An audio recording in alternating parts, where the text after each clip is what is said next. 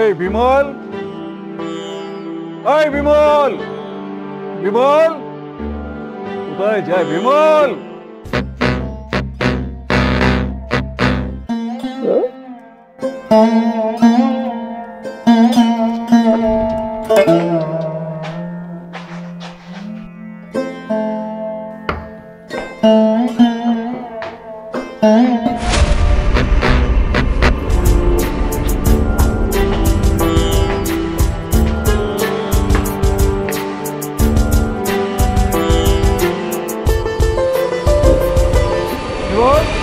কি করছিস তুই? কি করছিস? এই এই এই বিমল, তুই কি করছিস? কি করছিস? কি করছিস? লাভ ছাড়, লাভ সরে চলে যা, সরে যা, সরে না। কি করছিস? কি করছিস? যা যা, চল না,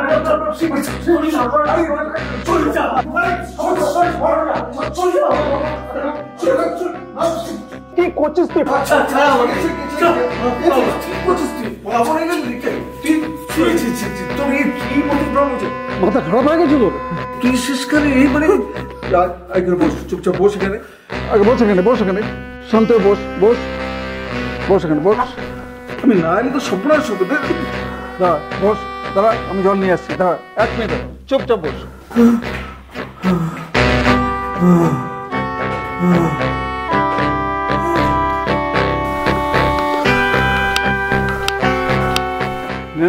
জলটা নে, জলটা নে, জলটা নে। কি পাগলের মতো করছিস তুই? হ্যাঁ, ভাবতেই পারছি না। সর্বনাশ। হ্যাঁ, কি হয়েছে বলতো? কি হয়েছে বল, কি হয়েছে? যদি জানতে আমার কিসের ব্যথা। হ্যাঁ বল বল, তুই বল কি হয়েছে? কি আর বলবো তোকে মোহিত, আর কিছু বলার নেই জানিস তো। আর কেউ না জানুক, তুই তো জানিস মোহিত। হ্যাঁ, কতটা কষ্ট করে ওই ব্যবসাটা আমি দাঁড় করিয়েছিলাম চাকরিটা ছেড়ে। আর কেউ না জানুক, তুই তো জানিস। জানি। তারপরে ডালহাউসি পাড়ার মতো জায়গায় একটা অফিস, আজকে আমাদের গাড়ি বাড়ি সব হয়েছে। এসব তো ছিল না, অনেক কষ্ট করে তৈরি করতে হয়েছে। তো জানি আমি। হ্যাঁ, বড় ছেলেটাকে পড়াশোনা শেখালাম।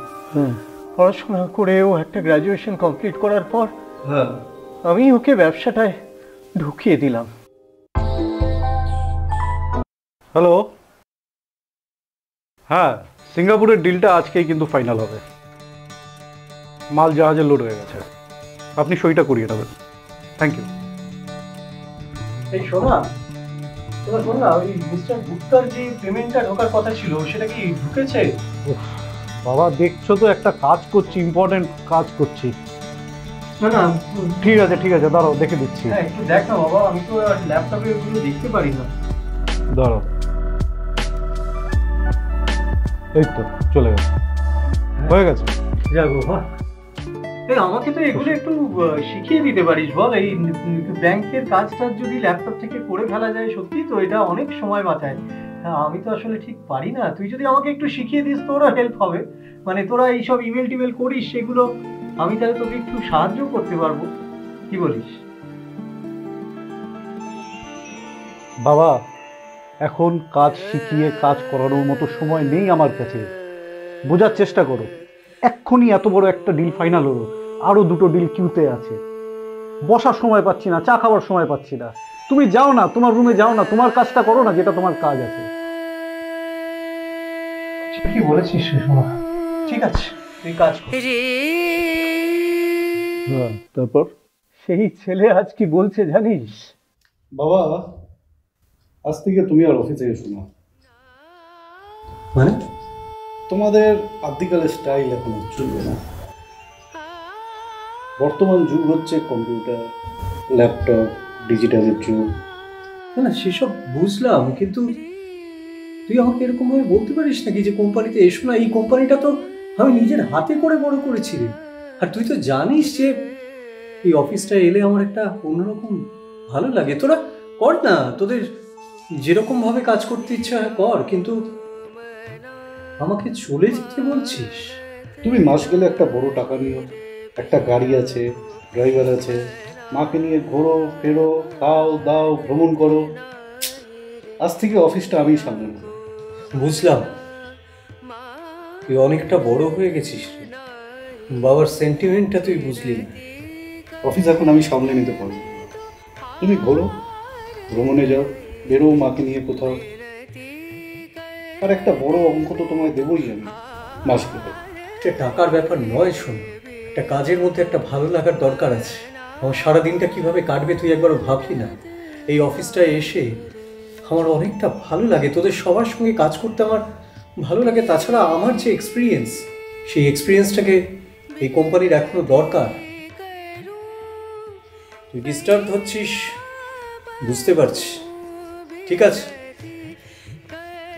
আমি ব্যাপারটা ভেবে দেখি। তুমি কোনো চিন্তা করো না, কোম্পানি আমি সামলে নেব। ঠিক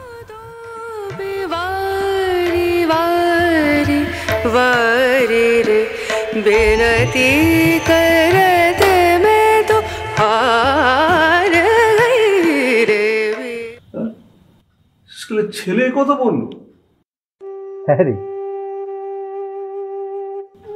যা বাবা, এটা হয় নাকি? হয় হয় রে। আরে ওরা সব laptop, digital medium, social media, এই সমস্ত আধুনিক প্রযুক্তিতে অনেক কিছু শিখেছে। আমরা তো আর সেরকম ভাবে ডিজিটালি সাউন্ড নই। তাই বলে আসতে বলবে না? সে হয় নাকি? এর তো সেই অফিসের একটা স্টাফের মতন কথা বলছে। টাকা নেবে, ঘুরতে চলে যাই অফিসে এসো না। তার মানেটা বুঝলি? মানে ভাবে ভাবে বুঝিয়ে দিল যে আমাকে ওই কোম্পানিতে আর দরকারই নেই। সে বলতে চাইছে, বাবা তুমি কোম্পানি থেকে বিদায় হও, আজকের দিনে আপন বলে আর কেউ নেই। অফিস যাওয়াটা বন্ধ করে দিল, সময় কাটতে চায় না, কেউ তো নেই যার সঙ্গে একটু কথা বলতে পারি। কেউ আমাকে সঙ্গ দেওয়ার আর রইল না জানি। তোকে বলেই বলছি,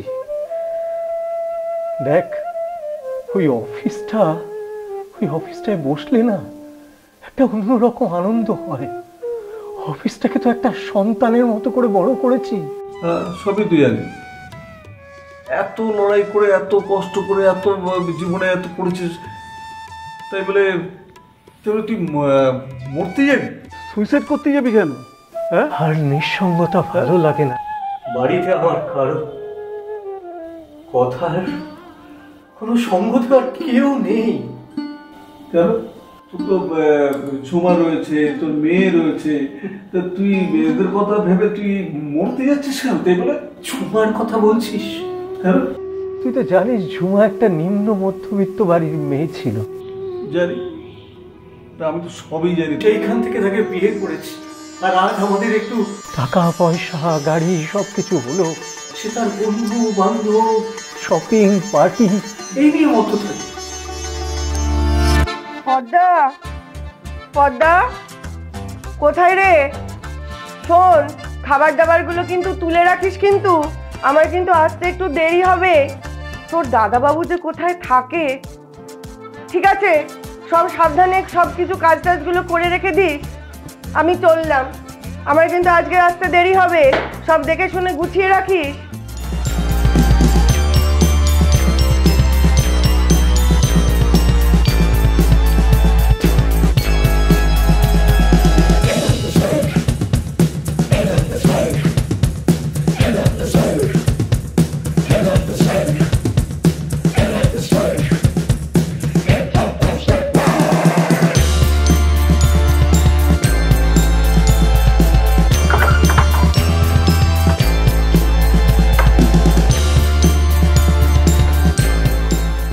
শুনছ, আজকেও আমার পার্টি আছে, আমার ফিরতে একটু দেরি হবে। তুমি কিন্তু সময় মতো খেয়ে নিও, পর্দা সব তোমাকে দিয়ে দেবে, কেমন? মা তুমি বেরোচ্ছ? হ্যাঁ হ্যাঁ, চলো আমি তোমায় ড্রপ করে দিচ্ছি। ঠিক আছে।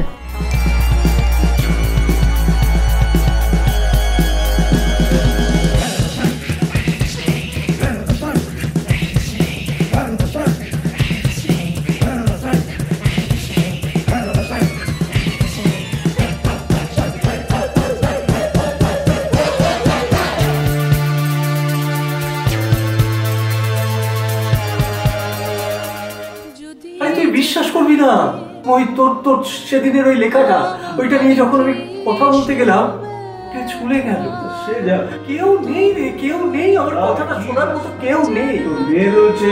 হ্যাঁ, ওইটা ঠিক বলেছিস। আমার ওই ছোট মেয়েটা, ওর ওই পড়াশোনা, নাচ গান, ওর কলেজের গল্প, এইসব নিয়ে ওর সঙ্গেই একটু তবু সময় কাটে। বললাম তাই বলে তুই মরতে যাবি কেন? তুই আত্মহত্যা করতে যাবি কেন? জীবনের বেশিরভাগ সময়টাই হলো নিঃসঙ্গতায় কাটছে, আর বেঁচে থাকার কোনো মানে না রে, এটা হয় নাকি? তোর থেকে অনেক অনেক লোক অনেক কষ্টে আছে। ওসব ছাড়, ওটা ছাড়, তারপর বল। আমি আর ফিরে উঠছি না রে ভাই। শান্ত শান্ত, সব ঠিক হয়ে যাবে, সব ঠিক হয়ে যাবে। তোর তো সব আছে, সব রয়েছে। তোকে তোকে বিশ্বাস করে একটা কথা বলছি। হ্যাঁ বল। তুই কিন্তু ব্যাপারটা একটু কনফিডেন্স। তুই নিশ্চিন্ত থাক, কেউ কিছু জানবে না। আমার না মাঝখানে একটা বড় ভুল হয়ে গেল রে। সে কি? আমি জানি না কি, আবার কি ভুল করলি আবার তুই? বল বল, তোকে তো বলতেই হবে। বলছি,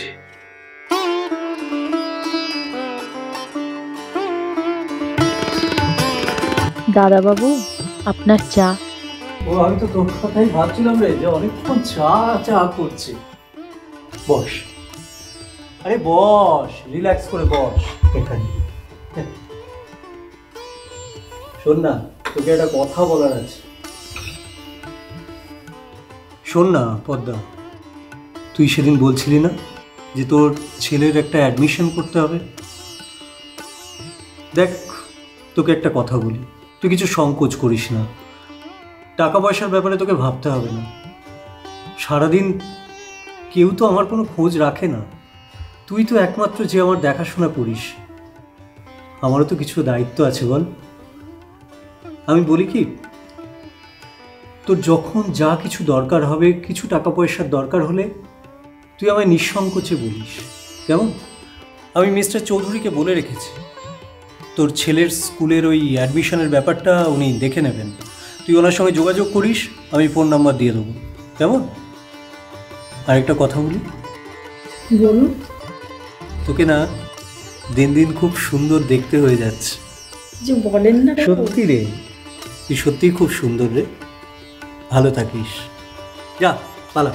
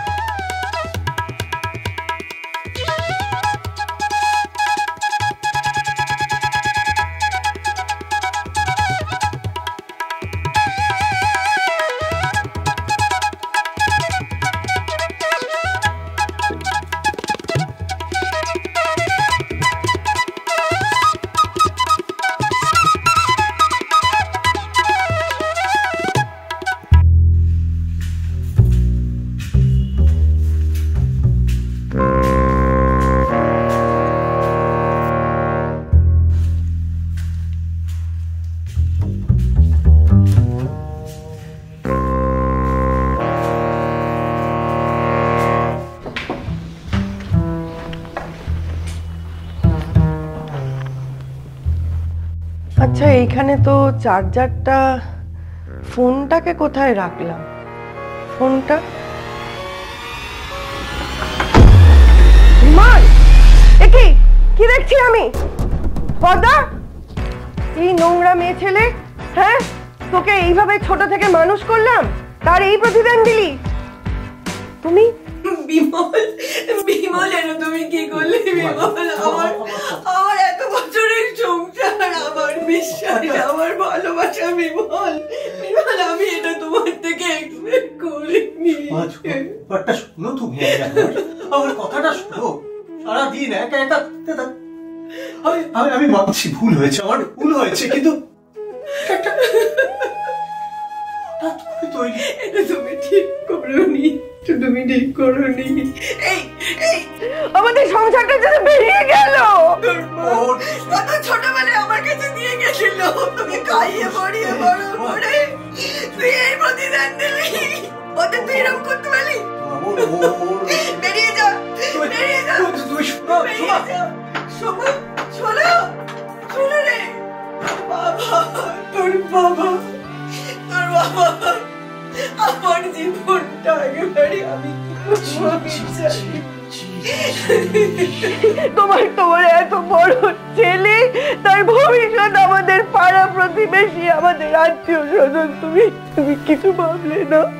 আমাদের ভালোবাসার বিশ্বাসের বন্ধু এক নিমিষে আমাদের এই 27 বছরের সংসার।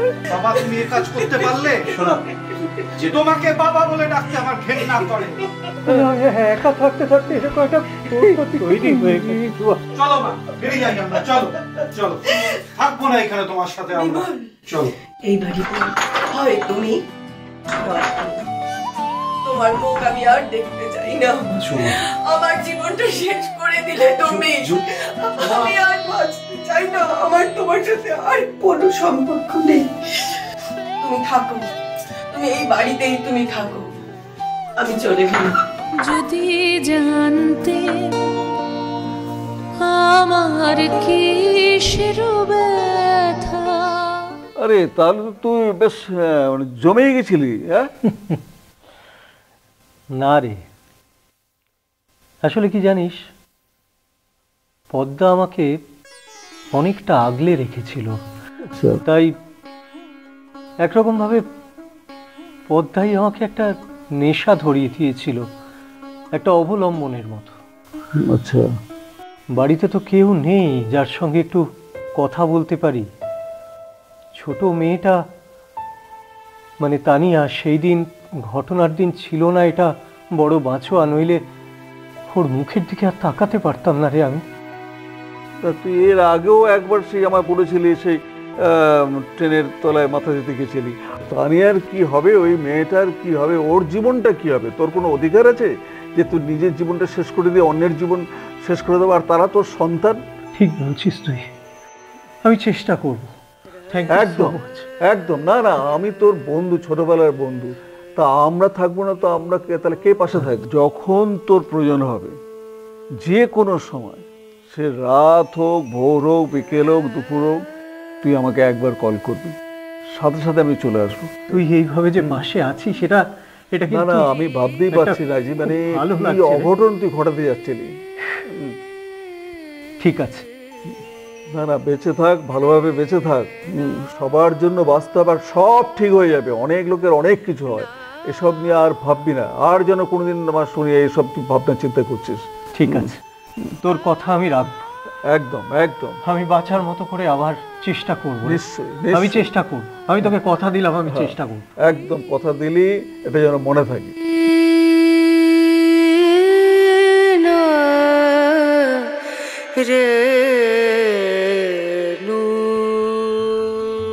আরে দাদা বাবু, আরে পদ্মা, কেমন আছিস? আমি ভালো আছি, আপনি ভালো আছেন? হ্যাঁ রে, ভালো আছি। অনেকদিন পর দেখা হইলো। হ্যাঁ, অনেকদিন পর। বলছি আপনাকে আজকে একটু আমার বাড়িতে যেতেই হবে। আজকে? ছেলেটার অনেক দিন ধরে ইচ্ছা আপনাকে একটু প্রণাম করবে। আসলে জানেন তো, ছোটবেলায় বাবা মারা গেছে, অনেকদিন ধরেই বলছিল, তো আপনার সাথে দেখা হয়ে গেল, খুব ভালো হলো। একটা প্রণাম করবে, আশীর্বাদ করবে। বেশ, চল, আজকের এই আনন্দের দিনে নিশ্চয়ই যাবো তোর বাড়িতে। আর তোর ছেলেটাকে তো আমি কোনোদিন দেখিনি। সেই জন্যই বলছি, চলুন।